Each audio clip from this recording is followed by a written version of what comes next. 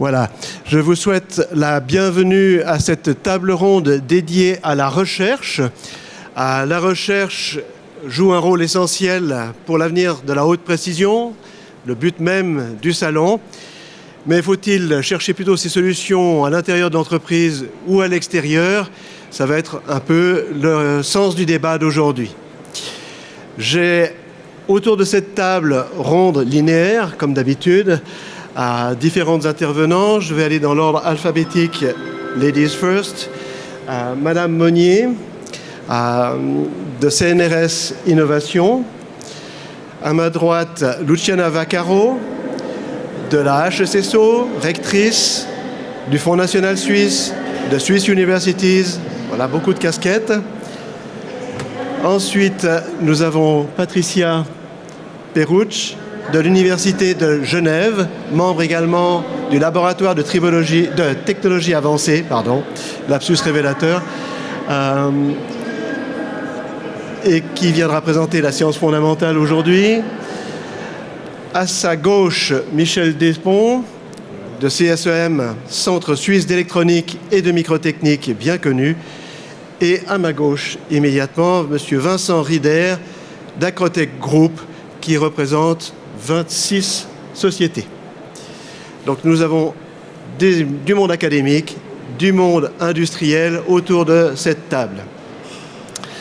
Sans plus tarder, j'aimerais démarrer le débat, si ce n'est juste de vous dire que c'est traduit en anglais. Donc ceux qui voudraient suivre en anglais peuvent prendre des écouteurs. Ça va être filmé et ça sera diffusé ensuite. Donc les interventions, si possible, rapprochez-vous des microphones, autrement je vous passerai le mien sans souci. Il n'y a pas de sujet tabou, c'est-à-dire que dans la recherche, et spécialement dans les PME, des fois on a beaucoup d'inhibitions à oser prendre la parole ou à oser s'exposer ou à être critique. La critique est bienvenue, elle ne fera que avancer le débat.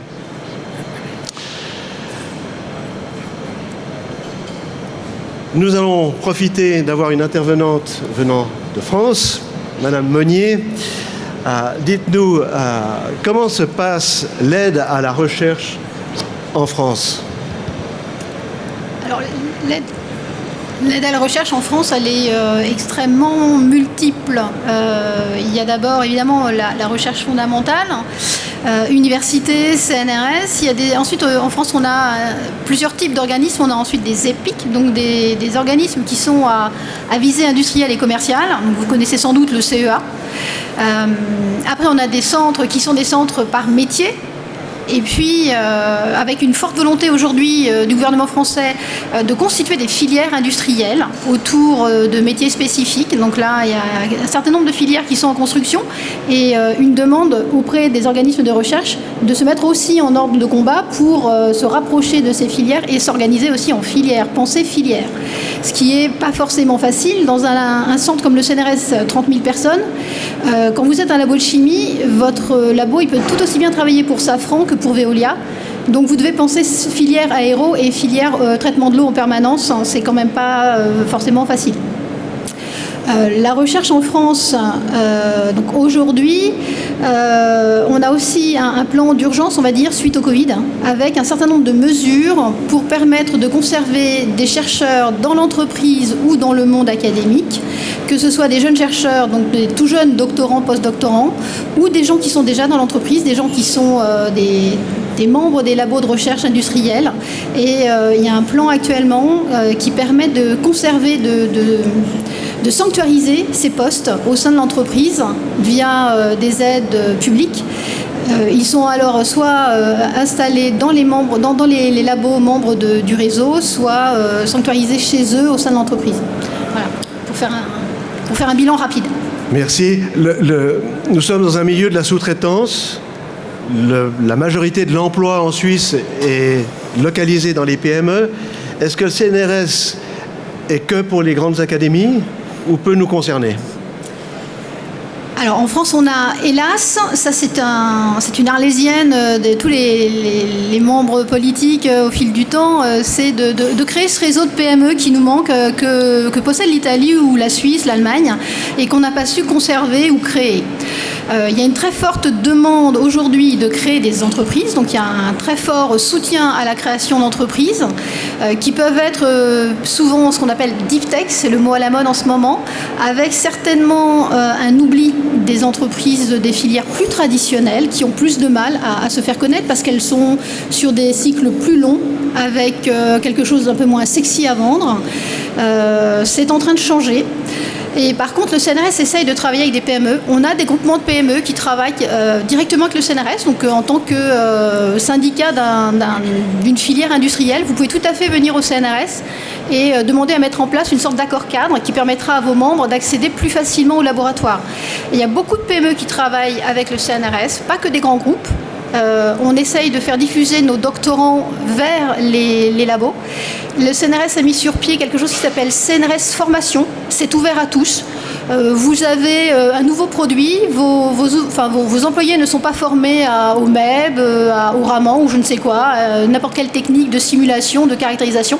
Vous pouvez demander, alors vous feuilletez le catalogue, on a peut-être déjà la formation et on vous organise une formation avec d'autres industriels ou on peut aussi vous monter une formation sur mesure pour vous permettre de faire évoluer vos salariés.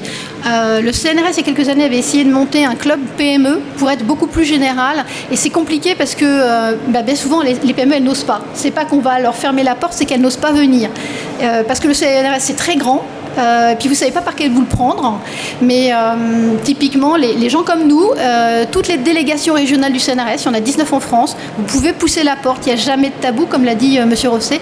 Posez la question et on vous aiguillera vers ce qui nous semble être le meilleur labo pour répondre à votre question. Merci. Madame Vaccaro, parmi vos étiquettes, il y a des gros mots comme Swiss Universities. Ça fait peur. Est-ce que Swiss Universities, c'est hors sol, c'est que pour le milieu académique ou les PME peuvent s'approcher? Alors, Swiss University, c'est la fêtière de toutes les hautes écoles suisses. Donc, il y a les HES qui sont représentés à part entière dans Swiss University. Moi, j'ai l'honneur de présider la chambre des HES depuis le 1er août. C'est clair que ce n'est pas Swiss University le partenaire privilégié, mais ce sont toutes les HES. Mais nous avons des contacts au sein de la chambre des HES avec surtout les groupements, les fêtières des entreprises comme Swiss Même, etc. Donc c'est pour nous des partenaires privilégiés parce que, peut-être je suis trop proche du micro, parce que pour les HES, les PME, c'est notre terrain de jeu privilégié. Donc, je peux parler pour la HSSO, parmi les fonds de tiers que nous on attire, parce que la recherche dans les HES est fondamentalement financée par des fonds externes, à la hauteur de, par exemple, pour la HSSO, c'est 60 millions par année, et la moitié viennent de collaboration avec le tissu industriel et d'une manière principale avec les PME. Merci. Au CSEM, Monsieur Despons, quelle est la situation par rapport aux PME? Si on regarde sur le site web du CSEM, on pense tout d'abord Neuchâtel et on découvre que vous avez les pieds un peu partout. CSEM, c'est bien répandu. Oui, alors, déjà, en effet, nous sommes à Neuchâtel, mais nous avons aussi des centres régionaux dans la Suisse allemande, en Suisse centrale, en Suisse de l'Est, et puis à Bâle, dans la région de Bâle. Pour nous, le PME, c'est vraiment l'industrie ou les entreprises qui sont le mieux adaptées à la façon dont on travaille, parce qu'on a des outils en Suisse qui nous permettent de bien travailler avec ces PME pour avoir de l'innovation avec, par exemple, l'instrument InnoSuisse. C'est vraiment une bonne partie de notre travail, de notre DNA, d'innover avec les entreprises, en partenariat souvent, pour pouvoir développer quelque chose d'innovant pour eux. c'est un travail de tous les jours de travailler, de nous faire connaître par les PME. Il y en a le tissu industriel suisse, il est tellement grand qu'en effet, beaucoup de PME nous découvrent encore aujourd'hui. Donc, c'est vraiment aussi un travail à nous de montrer ce qu'on doit faire, d'être présent dans toutes les technologies qu'on a. On a des technologies très diverses. Donc, c'est très important pour nous de communiquer, de vous montrer à ces entreprises qu'on est là pour eux, qu'on est facile d'accès, c'est très important, hein, l'accès est aussi important, et qu'avec des instruments, on peut développer, même pour des petites entreprises, même pour des startups, des choses très innovantes, avec un coût pour la partie risquée, l'innovation, qui est aussi prise en compte par des outils comme les InnoSuisse. Merci, Madame Paruch. Quelle est la manière dont l'Université de Genève, au lieu de savoir scientifique, peut se rapprocher des PME? Est-ce que vous avez une expérience? Quelle est la situation de votre point de vue? Oui, tout à fait. Je pense que c'est très important de reconnaître qu'il y a vraiment un lien étroit entre la recherche fondamentale, le développement de nouveaux matériaux et techniques, et ensuite l'utilité directe pour le PME, pour le partenaire industriel. Et en fait, pour l'Université de Genève, l'entrée surtout est dans cet partenariat, dans la collaboration. Nous avons des outils comme le laboratoire de technologies avancées, dont d'ailleurs le représentant Jérémy Tessier est dans le public, par les biais desquels on fait et les petites et les plus grandes industries peuvent demander ou de très courtes collaborations, par exemple des mesures spécifiques en utilisant d'équipements très spécialisés qui existent à l'université, ou encore on peut monter des collaborations plus long terme de 1, 2, voire plusieurs années dans le cadre de projets FNS comme InnoStar, même dans le cadre de NCCR avec les partenaires industriels. À ce moment-là, en fait, ce que nous pouvons apporter, c'est à la fois les connaissances de caractérisation, de fabrication de matériaux, mais aussi parfois une vision vers le matériau au-delà de ce qui est maintenant on peut dire le cutting edge industriel, et peut-être les possibilités pour de prototypes ou pour de nouveaux solutions de 5, 10, voire même 20 ans dans le futur. Parce que si on regarde un peu historiquement, c'est qui était vraiment les découvertes fondamentales comme le Giant Magnetoresistance ou des autres choses comme ça, sont maintenant les bases de, par exemple, la technologie de mémoire ordinateur qui sont maintenant utilisées. Donc je pensais que nous pouvons offrir ça à la fois cette vision un peu plus long terme, mais aussi très précisément et maintenant le know-how, les connaissances et les techniques et l'équipement qui n'est pas forcément accessible pour les plus petites entreprises, mais où ils peuvent venir utiliser chez nous. Merci, donc on le comprend, il y a une offre, il y a beaucoup de choses qui se sont mises en place et pourtant on parle de vallée de la mort. C'est-à-dire que quelque part, entre une innovation qui naît quelque part et la réalité industrielle, dans une PME, généralement, eh bien, il y a une barrière qui semble difficile. Quelle est la vision de l'industriel là? Est-ce que cette barrière elle existe? Est-ce qu'elle est ressentie? Est-ce qu'il y a des chemins pour essayer de la faire sauter? Oui, je pense que vous avez raison de parler de cette thématique-là. Là, je pense qu'on est vraiment sur le sujet du transfert technologique, qui n'est pas forcément évident à réaliser entre le milieu académique et l'industriel. Et je pense, on le voit, ça tient beaucoup finalement à l'organisation du projet. Il y a beaucoup de projets qui se font en partenariat, qui vont peut-être pas jusqu'à cette phase industrielle telle qu'elle était escomptée initialement. Et je trouve personnellement que c'est dommage parce qu'il y a vraiment beaucoup de moyens, beaucoup d'outils qui sont mis à disposition sur ces thématiques-là. Nous, on le ressent. Je pense que toutes les personnes, tous les industriels qui ont fait des projets académiques, industrie, ont vécu des projets qui étaient très très réussis ou alors des projets qui n'ont pas été à terme. Et je pense vraiment que ça tient sur l'équipe et sur la définition du projet au départ. Mais on a dit qu'il n'y avait pas de sujet tabou. Vous représentez 26 sociétés. Oui. Ma voisine représente 28 écoles. Je m'incline. Respect, Au-delà de ce match, ça veut dire que vous avez aussi des capacités de recherche interne. Tout à fait, oui. Est-ce que vous les favorisez en priorité ou est-ce que vous osez le tour par l'extérieur, si j'ose dire? Non, je pense qu'un groupe tel qu'Acrotech se doit de poursuivre les deux pistes. C'est clair, nous sommes un groupe, vous l'avez dit, déjà d'une certaine taille, avec une certaine puissance. Mais face à nous, donc nous sommes un groupe de sous-traitance. Face à nous, on a des gens qui sont encore bien plus gros que nous. Et je pense qu'on doit poursuivre les deux voies. En tout cas, c'est notre stratégie. Donc certes, à l'interne, on a un groupe de développement qui travaille beaucoup sur des thématiques de process.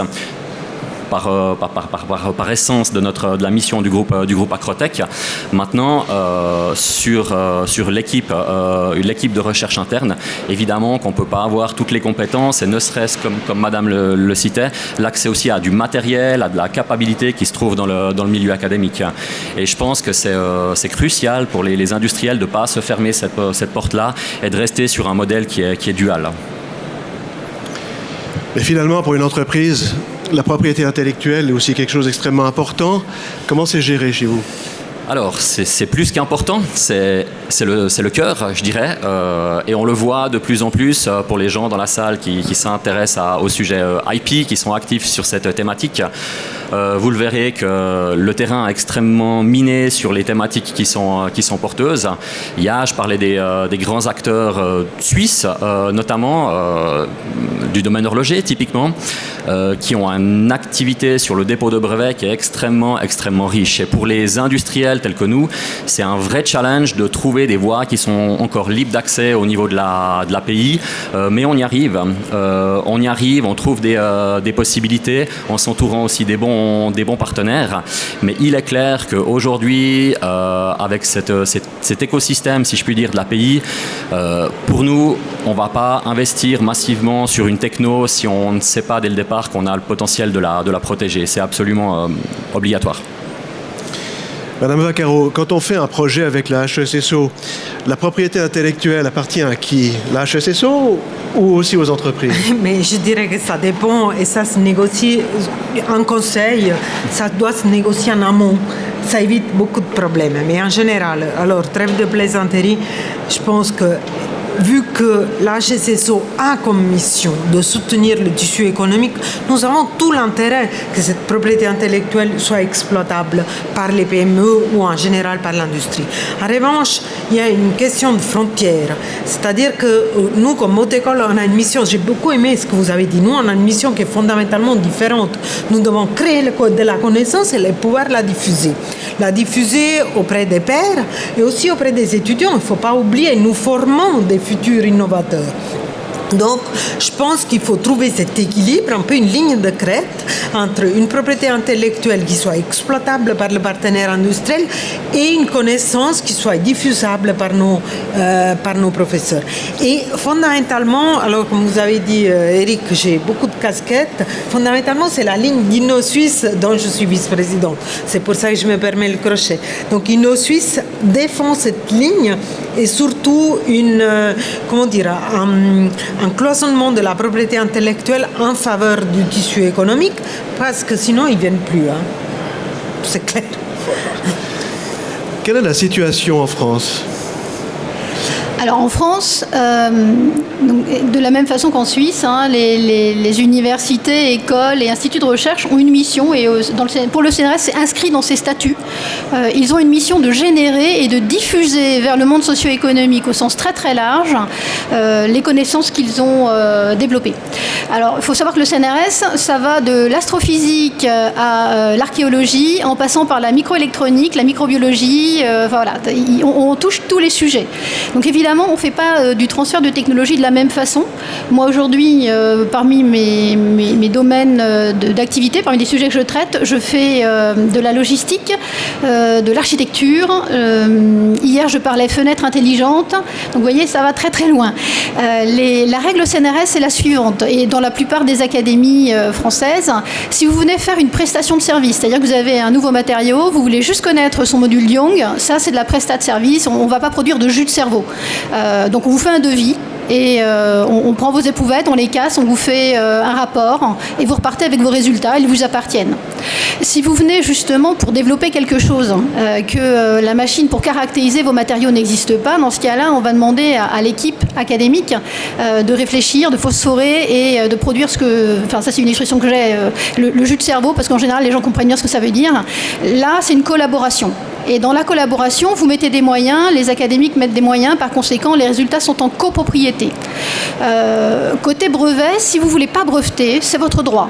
On ne pourra pas vous obliger à breveter, et là, le CNRS a une ligne très claire, c'est vous avez la main sur je brevette pas. C'est votre stratégie. À partir du moment où vous êtes venu discuter, travailler avec un labo, vous avez vos intérêts propres, et moi, j'ai des PME qui me disent je ne brevette pas, je ne veux pas que les résultats soient brevetés. Très bien, on ne brevette pas, c'est secret. Mais par contre, on définit clairement ce qui doit rester secret, parce que, comme l'a dit Madame Baccaro, les chercheurs, ils sont évalués par leurs pairs sur leur capacité à transmettre, à publier.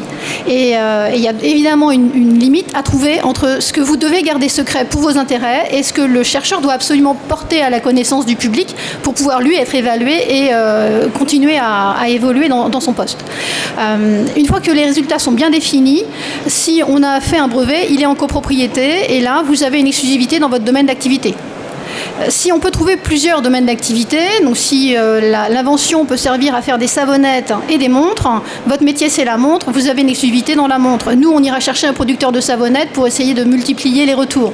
Quand vous vendez une montre, vous intéressez les établissements publics sur les retours financiers. Si on trouve quelqu'un qui vend des savonnettes, on vous intéressera sur la somme qu'on aura perçue du vendeur de savonnettes. Voilà, en quelques mots, la règle est à peu près celle-là. Je retiens l'expression en amont. C'est une bonne idée de, dès le départ, penser qu'est-ce que je vais faire de la propriété intellectuelle, comment je vais gérer ça, est-ce que je vais le garder secret. Voilà. J'ai une idée géniale. Je suis dans une PME, je n'ai pas de sous, c'est normal, je n'ai pas d'infrastructure et j'en vois tout plein qui sont là devant. Je sais que le domaine des EPF est très riche, donc je vais m'approcher de CSM Instruments en me disant ils vont pouvoir non seulement réaliser mon idée, faire des proof of concept gratuitement. Gratuitement, oui. Non, mais alors, ça nous arrive souvent que des personnes viennent avec des idées, parce qu'en effet, les idées viennent de partout, et puis c'est quand on est proche d'un problème qu'on les trouve. Normalement, c'est pas quand on est dans un labo à faire des choses qui sont intéressantes, mais qui ne sont pas clairement définies comme un problème identifié. Et la première chose qu'on fait, c'est d'une discussion sous NDA. On fait un accord de confidentialité sur le sujet. Et pour pouvoir parler librement de l'idée, ça ressemble plus à un brainstorming qu'autre chose, pour bien comprendre quelles sont les attentes de la personne, où il a besoin d'aide, où il a ses capacités qui permettent de faire une partie du projet.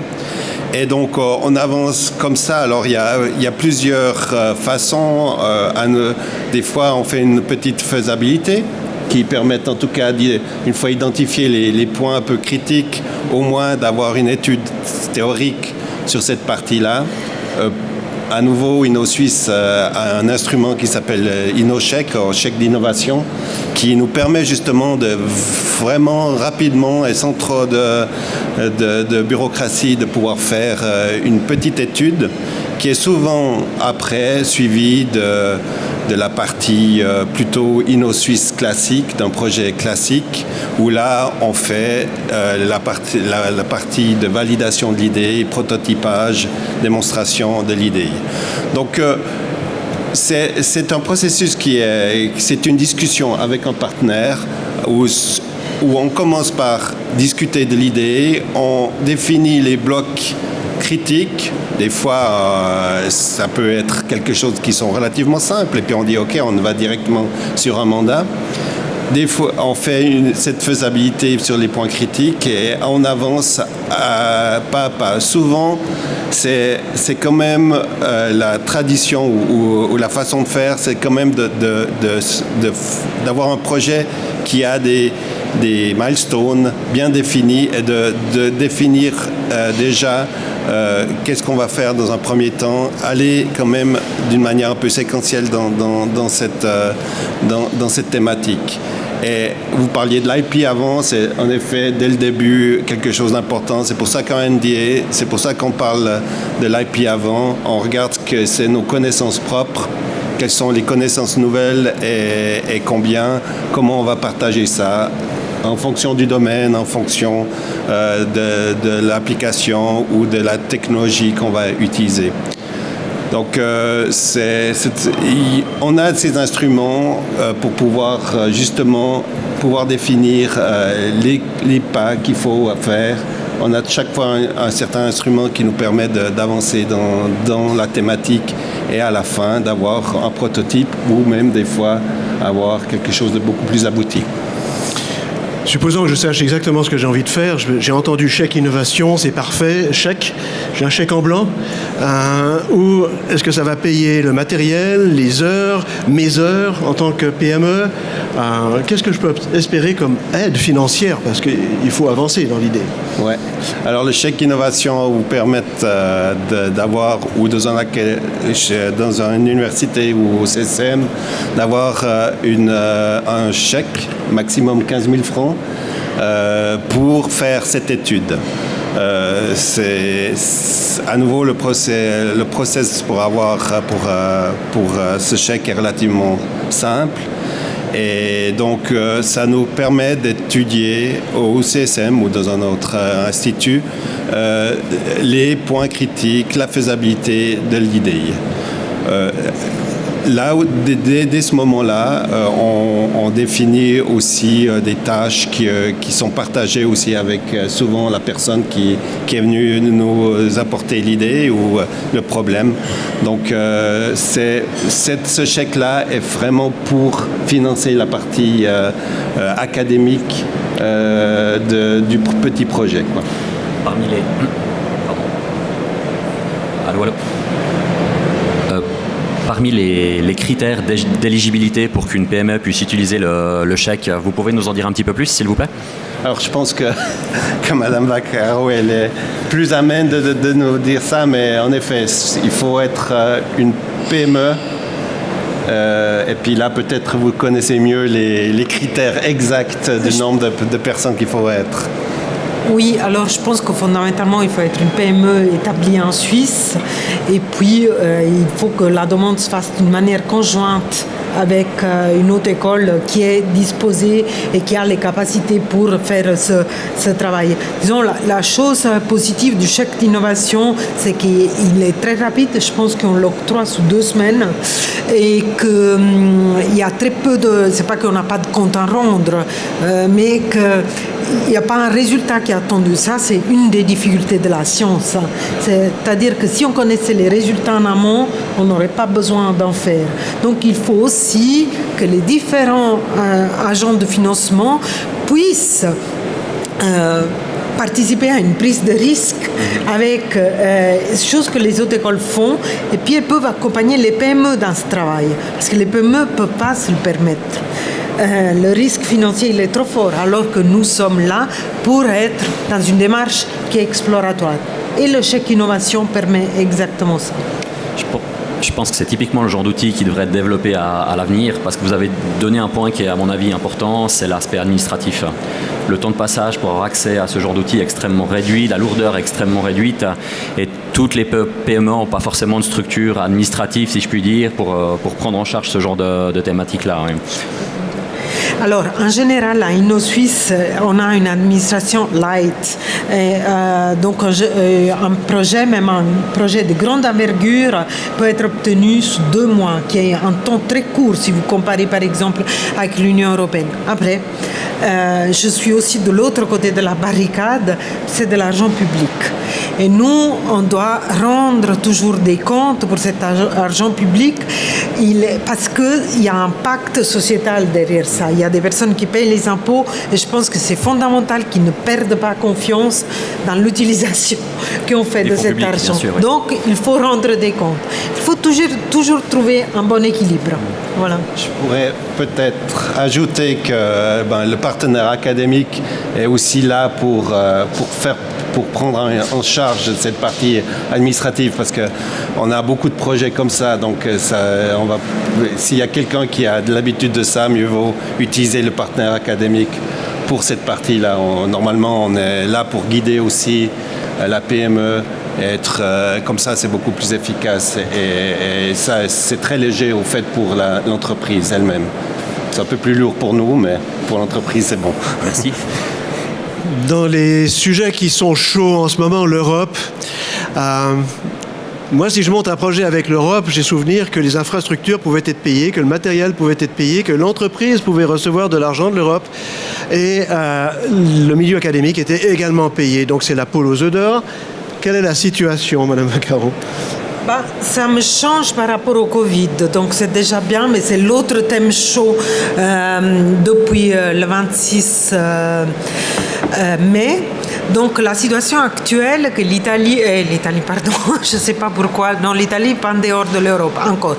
La Suisse est un pays tiers suite à la rupture de l'accord cadre, des négociations autour de l'accord cadre. L'Union européenne a décidé de ne pas associer la Suisse au programme de recherche européen Horizon Europe. Donc la situation est la suivante. Nous pouvons, en tant que partenaire suisse, participer à environ 2/3 des projets, c'est-à-dire tous les projets de collaboration, mais tant les partenaires académiques que les partenaires industriels, mais nous avons perdu la capacité de coordonner ces projets, donc perte de leadership. Les projets individuels, ça concerne un peu moins, mais je dirais que c'est des projets beaucoup plus en amont dans la recherche fondamentale, mais n'oublions pas que la recherche fondamentale, elle est fondamentale aussi pour faire arriver à la recherche appliquée. Donc c'est une perte sec là-dessus.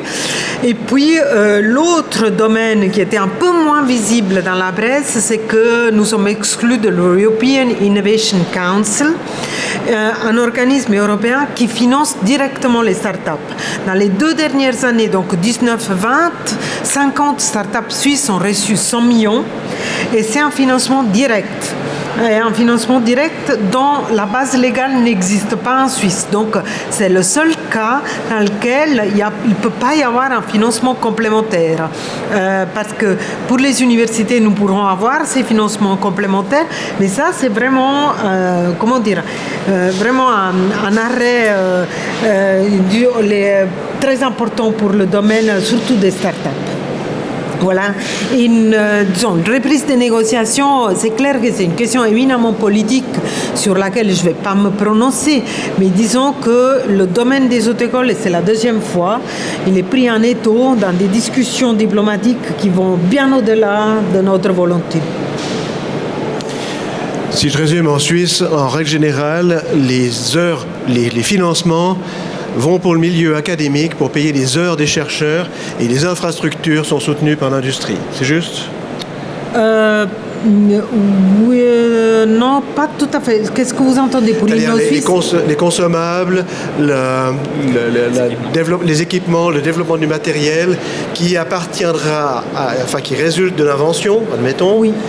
Ça, c'est soutenu par l'industrie. C'est clair que les infrastructures de type microscopie ou autre, ça, c'est dans le milieu académique. Dans les milieux académiques, oui, exactement. Oui. Maintenant, on a évoqué l'Europe, on a évoqué la Suisse, il y a des cantons, Franchement, quand on est à la tête d'une PME, est-ce qu'on arrive à s'y retrouver dans tous ces organismes? Alors, à titre personnel, je trouve qu'il y a beaucoup d'aides, il y a beaucoup de portes d'entrée, il y a plus ou moins communiqué. D'ailleurs, on parlait juste une remarque, on parlait du chèque innovation. Personnellement, je trouve que c'est un excellent outil, mais c'est typiquement le genre d'outil sur lequel on n'a pas assez de marketing, je trouve personnellement. Je trouve qu'InnoSuisse devrait plus communiquer sur ce genre de possibilités-là, si je puis me permettre une remarque, Madame Vaccaro. Il y a beaucoup de choses, il y a beaucoup de portes d'entrée. On sait qu'il y a des intentions de groupements, d'organisations festières, il y a les cantons, il y a la confédération.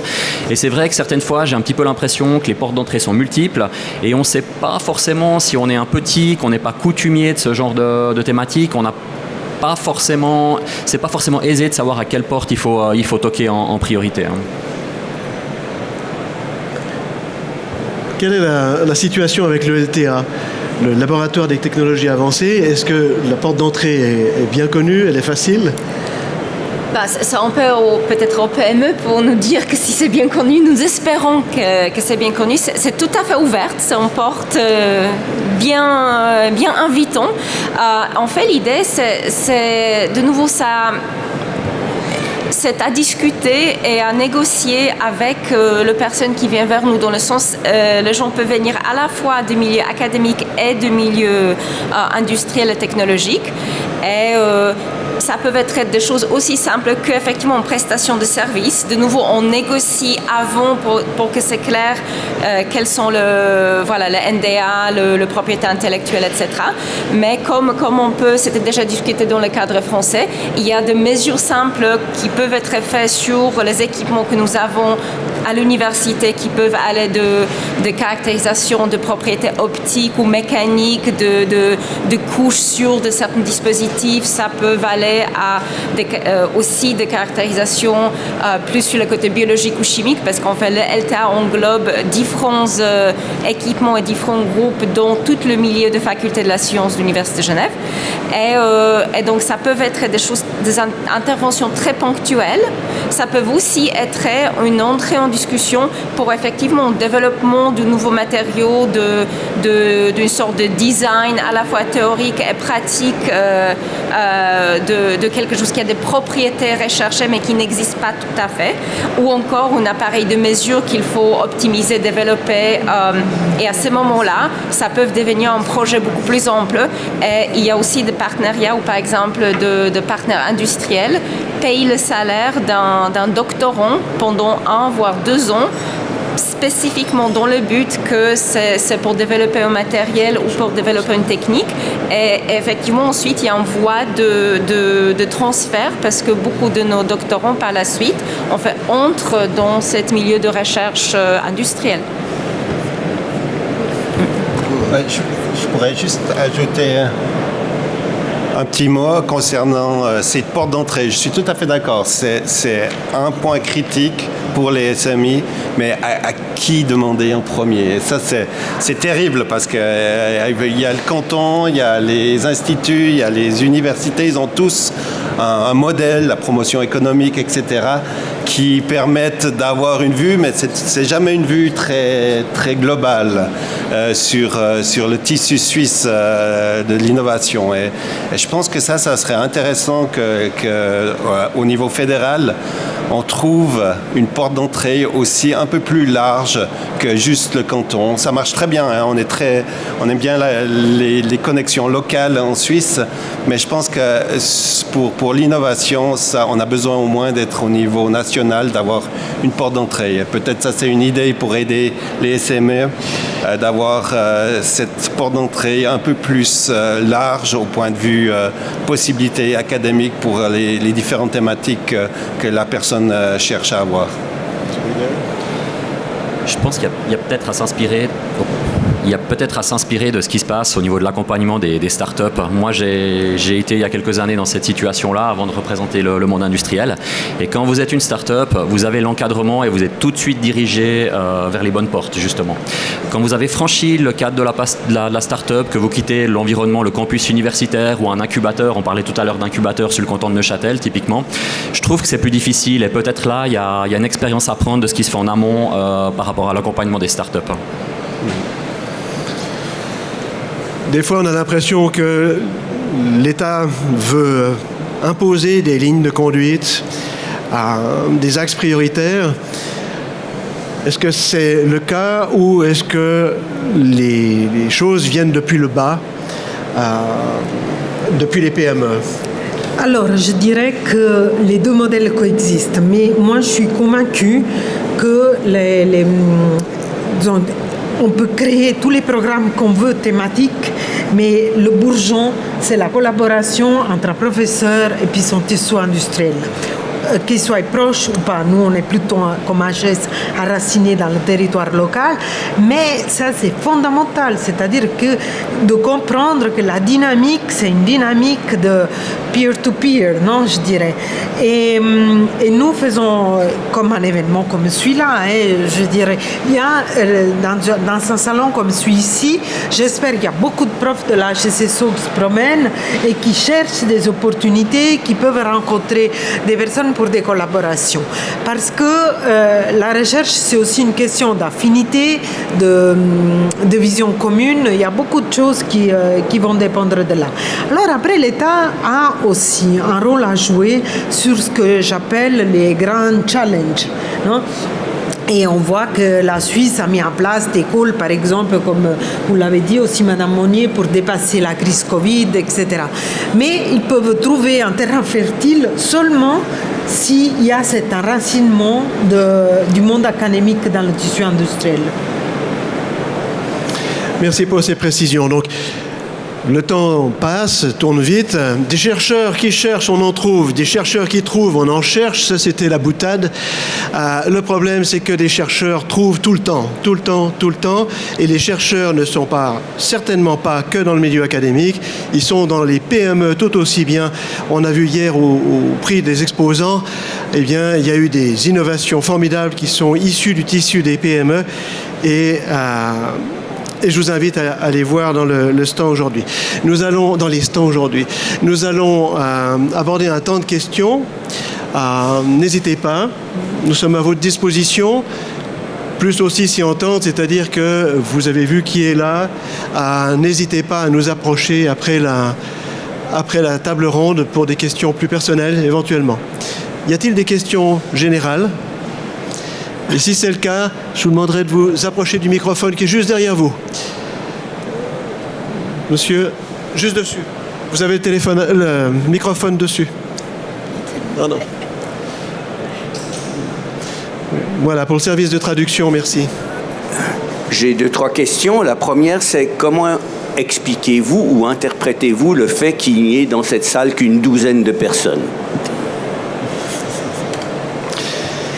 Le succès du salon est tel que entre entendre des gens et ne pas savoir si on va recevoir quelque chose et aller visiter un stand où on voit et enfin on peut se voir après cette période Covid qui nous a bien handicapés, je pense que l'attractivité d'un stand est malheureusement plus élevée. Ou bien heureusement. Deuxième question. Madame Vaccaro ne le sait peut-être pas car elle est trop jeune, mais sur le site, sur le campus d'une des écoles, des hautes écoles suisses, celui de Battelle, il y avait justement jadis l'Institut Battelle. Or, l'Institut Battelle, sa caractéristique dans les années déjà 50, et peut-être même avant, je ne sais pas quand il a été créé, c'était de faire de la recherche industriel sur demande, et cet institut d'ailleurs a disparu. Je crois qu'il y aurait place pour un doctorant pour une thèse sur l'histoire de l'Institut Battelle, mais peut-être que Madame Vaccaro a quand même pris connaissance des archives du lieu et peut faire un commentaire sur l'esprit du lieu. Ça, c'est ma seconde question. Monsieur, heureusement, je ne suis pas si jeune que ça, je triche un petit peu, comme ça le matin, mais heureusement que je n'étais pas là dans les années 50, parce que ça voudrait dire que ce n'est pas un rectorat, c'est un royaume, non? Non, mais ce que je veux dire, c'est que la recherche industrielle existe depuis très longtemps. L'EPFL aussi a une tradition de recherche, de collaboration avec les entreprises, mais le monde académique se transforme transforme, il s'adapte sans cesse, et heureusement, parce que le pire pour nous, c'est de se fossiliser. Maintenant, le site de Batel, que je connais parce qu'il y a 2 écoles de la GCSO qui sont sur site. C'est un site qui est très fertile parce que justement on y trouve une partie de la GCSO et une partie de l'Université de Genève. Donc on en fait quelque chose de plus, c'est-à-dire qu'on met 2 mondes académiques qui se parlent, qui ont des missions un peu différentes, et donc on peut trouver aussi des collaborations dans ce sens-là. Je peux vous faire plein d'exemples différents. À Sion, on a développé ce campus au bord de la gare, dans lequel il y a l'EPFL et la GCSO. Donc voilà, on se développe. J'avais retenu qu'il y avait 3 questions. Peut-être il y a d'autres volontaires. D'autres questions de l'audience? Ça ne semble pas être le cas. Alors, il a la 3e question. Je ne sais pas si on pourra la traiter ici, cette question. Le monde académique a un grand atout, c'est qu'effectivement, il est appuyé par les pouvoirs publics, par les fonds publics, et qu'il est censé faire preuve d'une certaine neutralité. Mais il est de plus en plus en concurrence avec 1000 autres sources d'information. Depuis la grande révolution informatique, celle qui a remis l'innovation dans le débat public, c'est plutôt des ados boutonneux dans un garage qui sont les véhicules d'information. Alors je le dis de manière volontairement caricaturale pour que vous compreniez la question que j'essaie de soulever, mais il y a effectivement 2 modèles extrêmes de filières innovatives, avec entre les deux, par exemple, les salons. Les salons sont des endroits où éclosent des idées, dans des conversations à la cafétéria, où on trouve des consultants qui eux-mêmes, issus d'universités ou non, leur font concurrence, etc. Donc comment est-ce qu'on remet le débat d'aujourd'hui dans ce modèle plus poliforme et dont les formes les plus fertiles sont souvent un pied de nez au monde académique?